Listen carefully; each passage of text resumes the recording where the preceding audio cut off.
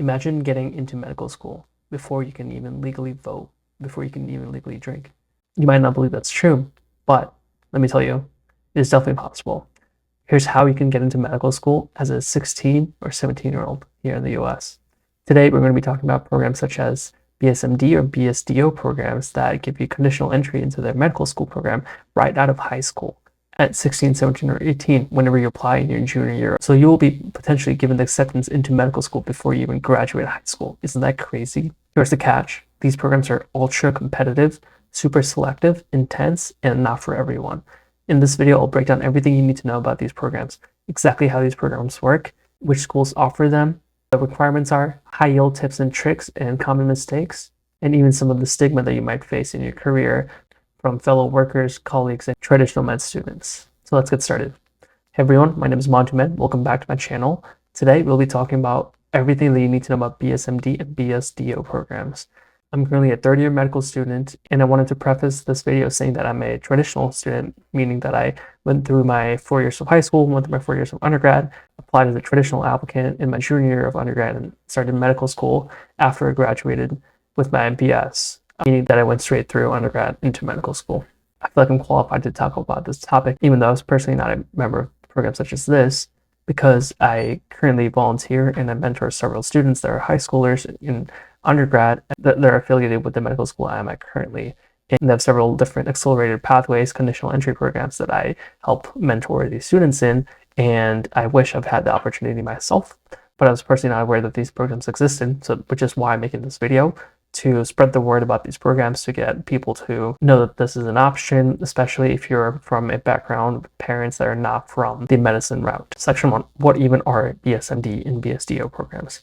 These are combined medical programs where you apply in high school and get conditional acceptance to medical school. So you will be offered that acceptance letter while you're still in high school potentially. You would complete your undergrad and your medical school at the same institution or partner schools with a streamlined program into the medical school. So BSMD stands for Bachelor of Science plus MD, which is the allopathic medicine. And BSDO, on the other hand, Bachelor of Science and osteopathic medicine. If you're not sure about the difference between an MD and a DO, I go into further deep dives into that topic in my other videos, so check those out. But just for this video, they're essentially both licensed physicians that can practice in any state of the US.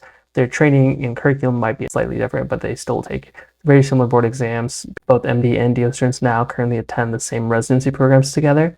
So it's just the medical training, the 4 years, that might be slightly different from one program to another. And within these BSMD and BSDO programs, there might even be accelerated pathways where you might be able to complete a traditional 8 years, 4+4, in a 6 or 7-year program. So you'd be saving potentially tons of time and also money in terms of tuition, opportunity costs. It's a whole nother topic that we'll be diving into later in this video. Section 2, we'll be talking about program structures and then timelines that you might be seeing if you are interested in these programs. Okay, let's take a look at the most common programs first. BSMD 4+4, the 8-year programs are the most common. Schools that offer these include Brown University, Case Western University, Penn State, and Jefferson, to name a few. Whereas the 7-year accelerated program for BSMD, which is 3 years of undergrad and then 4 years of medical school, are going to be schools such as Rutgers University, University of Miami through their program HPME, and there's even 6-year programs in the US that have a BSMD program, including universities such as UMKC and Howard University, where you have a traditional 2-year undergrad and then a 4-year medical degree.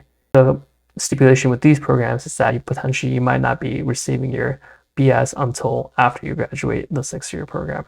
Compared to BSMD programs, there are not as many BSDO programs, but they still exist, such as Nova Southeastern, LECOM, and then NYIT, College of Medicine. There's definitely other schools I have not listed here, so if you didn't hear a school that you were interested in, these are just some examples in each category. Please just double check and reference and do your own research in that regard.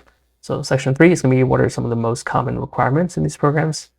I mentioned that these are very highly competitive programs and very selective.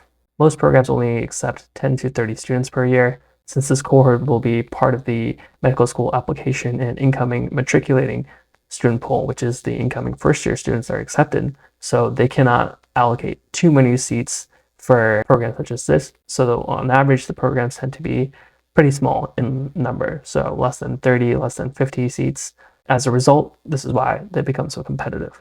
Some of the academic requirements might be a GPA. You want to maintain at least a 3.8 GPA to a 4.0. It's okay if you can go slightly underneath that, but this is a target that you're trying to aim for. And there may even be GPA cutoffs. So make sure you're going through the requirements for each school if you're interested in applying. In the SAT or ACT, there might be very high requirements such as 34 ACT or 1500 plus SAT. Some schools potentially could waive this depending on COVID practices, but it could be very likely that a program does include this metric as well as in part of their consideration. It could be a way to stand out. If, for example, a student didn't have this, but you had a really high SAT score, it could be a way of outshining the other applicant in the cycle. And this is especially true if you don't take a standardized test, is to show your ability to handle a rigorous course load. So that includes taking several AP courses, dual credit courses, being dual enrolled in a college while you're still in high school, and IB courses. And ideally, you want to be having your high school courses very STEM heavy. And if your school does ranking systems, you want to be aiming for the top 10% of your class, if it is applicable. And then for extracurriculars, you want to be showing that you're volunteering, clinically shadowing. Since this is a very early commitment to this career, you want to be able to show that you're actually interested and not just fascinated by the idea of a doctor. If you're able to be a volunteer at a nursing home or at a local clinic, at a local hospital, this would be very great. And keep in mind, if you're volunteering at a hospital, you might not be having very hands-on roles. You're kind of just helping out wherever that the unit needs you to be. So this could include stocking supplies, handing out towels, potentially transporting patients, just to name a few items. And you want to be involved in certain organizations such as Sounds Olympiad, HOSA, Pre-SOMA, if these were organizations that are offered at your high school. And you want to be involved in competitions at your school, in your district, and potentially nationally if you're able to. You want to also show leadership through clubs and organizations that are offered at your institution and potentially on a national level if you're able to do that. So what are some of the common application materials that schools use? The Common App. That is crazy to me. I've not seen that term come up in over 6 years now, but that is the application portal I use to apply to undergraduate institutions in the US for most schools.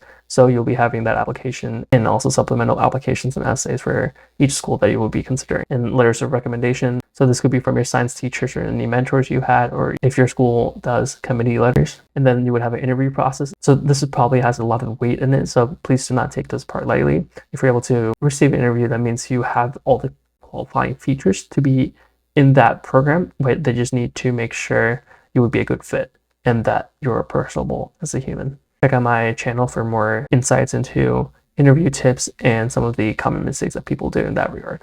And the deadlines for this can range from November to early December. Potentially some schools also having it in October or even having rolling admissions. So it is better that you start early and submit early.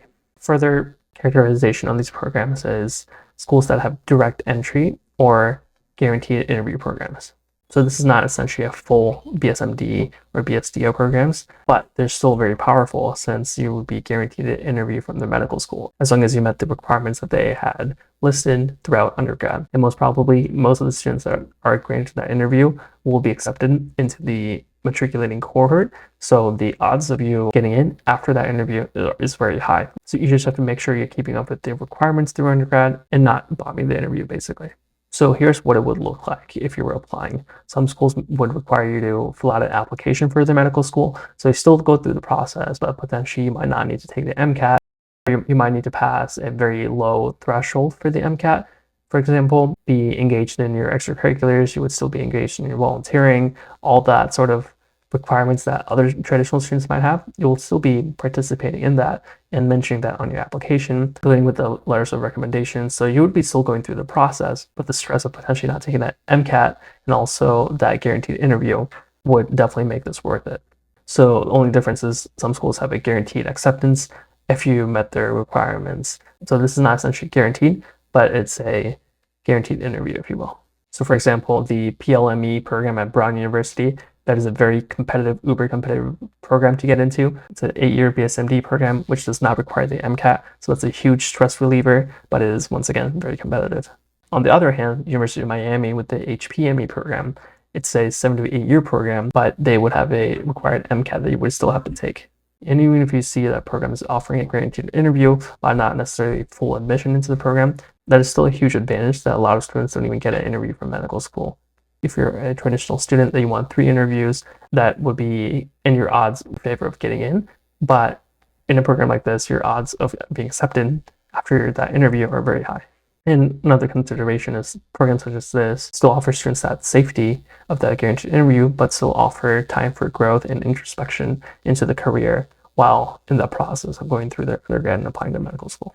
Okay, these programs sound unreal, amazing. Here's the real talk. For the pros, you could be potentially guaranteed a medical seat. That is absolutely insane. That's a huge stress relief and a burden off your shoulders, so you don't have to worry about applying and the stress of getting in. And this also saves a lot of time. Nowadays, the traditional path is that you take gap years, 1 to 2, with the average matriculating student in the US being 24.1 to 24.3 years in age. So that means you've taken 2 gap years potentially off of the traditional path. So you're saving time and money in that regard. It's a structured path, so there's a lot less guesswork. You're kind of set up with a mentor and a program that's very well established, and it kind of holds your hand through the process. So for example, I was from an institution that didn't have a really well-established pre-med program, and we didn't really have a pre-med advisor. So there's a lot more requirement of you doing your own research, collaborating with other people, and finding things out on your own. And these programs, and don't get me wrong, these programs are very prestigious and can come with scholarships. So what are some of the cons? So there's very little flexibility. If you're not sure of what you want to do, this may not be the correct path for you, since it may be very difficult for you to change your major throughout this path. And there's not much flexibility to explore different career paths, different interests that you might potentially have. This also requires a very extreme course load that you need to be able to maintain, and there are cutoffs that you might need to meet to stay within and part of that program throughout your process of undergrad and applying to medical school. And some schools still require an MCAT. You might have a lower threshold of passing. In my own experience, I've heard schools raise that threshold since people are barely even trying on the MCAT and potentially struggling once they get into medical school.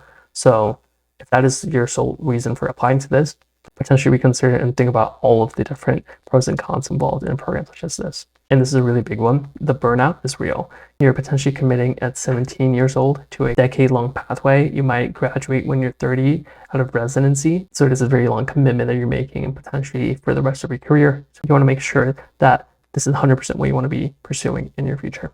And you need to be able to ask yourself, am I mature enough to know this is what I wanted to do, potentially for the rest of my career? So for the next section, we'll be talking about some high-yield mistakes that people do and how you can avoid them. These often cost interviews and potentially acceptances into these programs. Number 1 is applying without clinical experience. As I mentioned, you're applying potentially to a decade-long training and a lifelong career in this cycle. So you need to show individuals and yourself, more importantly, that this is what you want to do, and you're able to do that by shadowing and working and seeing the ins and outs of a day in the life, if you will, of a doctor. Med schools want to see that you know that this is what you actually want to do. Number 2, cookie cutter essays. You can't be just talking about cliches, and your essays need to show depth, maturity, and reflection that this is, once again, what you want to do, why you want to be a doctor. I have several videos on my channel about how to answer some questions like that, so please check those out. Number 3, potentially, is applying to too many programs. You need to be a good fit for these institutions. Once again, this goes back to the interview. If you have the interview, you've met the qualifications, they're just trying to see if you're a good fit for their program, for their values, if you would fit into a certain body and some of the philosophy and the atmosphere that they have there. So focus on mission alignment and how you would be able to express that in your application and your interview. Number 4 is underestimating the interview.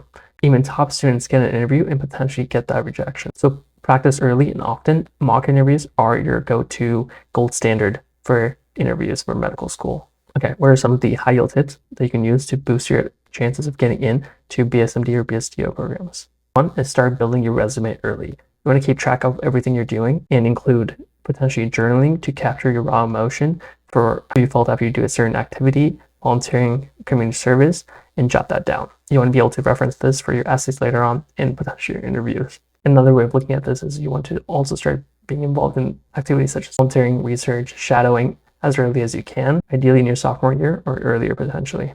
Number 2 is securing strong rec letters. This can make a huge difference, since if you're able to build a strong relationship with your mentor, that letter can weigh a lot. If they're able to write about your maturity and your purpose, that can really resonate with the admissions committees and boost your chance of getting an interview. Number 4 is a strong personal statement or narrative. Once again, you want to be able to introspect and really decide why you want to do medicine. Everyone's going to say, I want to help people. If that is your sole reason, that is not enough. You need to have more depth. You want to be looking deeper in and being able to express that and showing that maturity on your personal statement. And then 5, you want to practice your interviews. You want to know your story, so read through your application, have some questions ready, and then stay calm. They're here to get to know you, make sure you're normal, so just be yourself, be calm. In this next section, we're going to talk about costs for BSMD and BSDO programs. Okay, let's talk about money. This is the part that often trips people up. While you're able to save time in an accelerated program or a direct entry program, in terms of gap years, you may not necessarily be saving money. And here's what you need to know. Most BSMD programs can be offered at private or out-of-state institutions, so you'll be having to pay that extra tuition. Once again, since the application pool is so strong, merit scholarships are very unlikely, since everyone likely has very similar statistics and grades coming into programs such as this. And then for undergrad, most students will end up paying the full cost of the undergrad, which can be a lot, especially if it's a private or out-of-state institution. You might be paying in full and not be receiving any scholarships other than FAFSA or financial aid from the government. Also, don't want you to forget about the cost for medical school. On average, the debt in the US is upwards of $250,000 of just medical school debt. That is still going to be added to your bill. Even if you're in a direct entry program, you still have to account for the cost of medical school, cost of living. That being said, there are some exceptions to this, like UMKC. In-state students may be paying less for their tuition. And if you're part of a program in the state of Texas, you might be paying a lot less in tuition for medical school. The insurance that you get through a guaranteed interview or an acceptance is with the downside of paying extra for that convenience and for that structure and privilege for security and speed.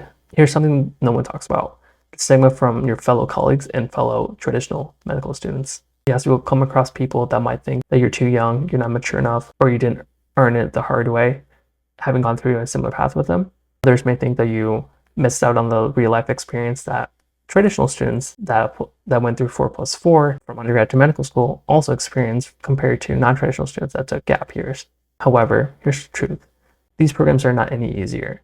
In a way, these programs can be viewed as more intense.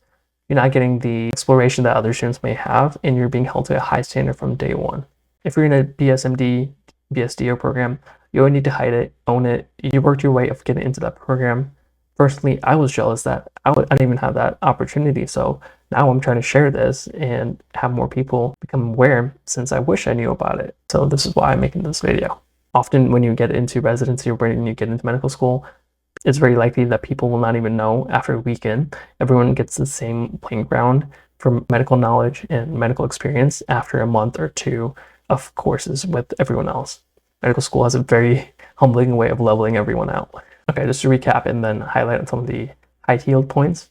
If you're 16 to 18 in high school and serious that this is what you want to do, a path such as the BSMD or BSDO program can be very fruitful and is one of the fastest and more direct routes for becoming a physician.